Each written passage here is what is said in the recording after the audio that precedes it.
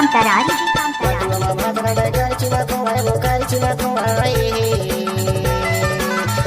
झगड़ा हो एक जना भी करता एक जना पर छिपा सो है वो गुटका वाली हाय कैसे कैसे होते हैं बंदारी गुटका वाली हाय कैसे कैसे होते हैं बंदारी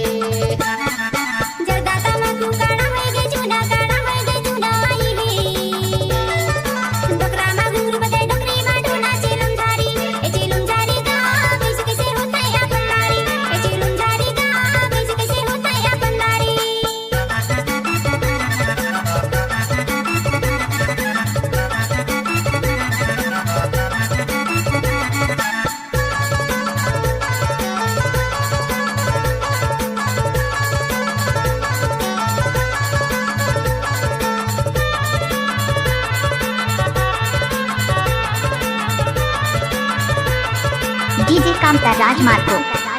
संग में संग बैठे के बनते गाली हाय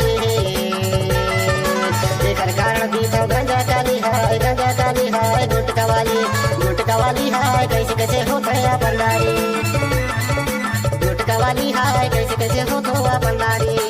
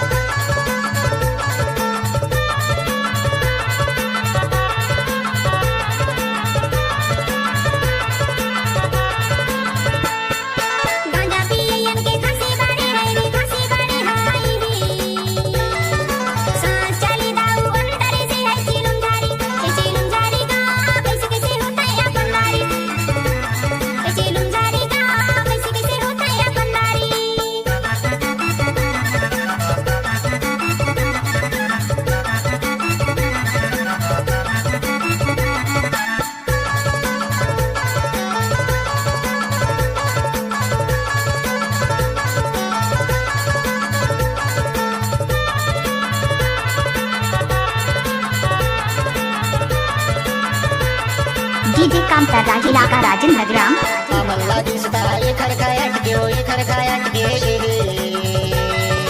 पूरा देखा नोट धीरे के सट के वो गुटका वाली हाय कैसे कैसे हो तो बंदारी गुटका वाली हाय कैसे कैसे हो तो बंदारी लड्डू मामा तेरा कर चुना खोए दौका झगड़ा हो एक जना भी करता एक जना पर छिपा सो है वो गुटका वाली हाय कैसे कैसे होते हैं बंदारी गुटका वाली हाय कैसे कैसे होते हैं बंदारी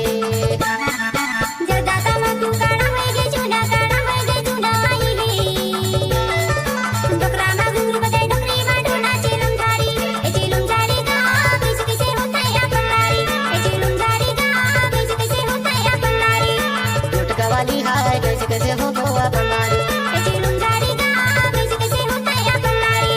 गुटका वाली हाय कैसे कैसे हो तो बंदारी डीजे कांताराज मार्को साउंड मणिया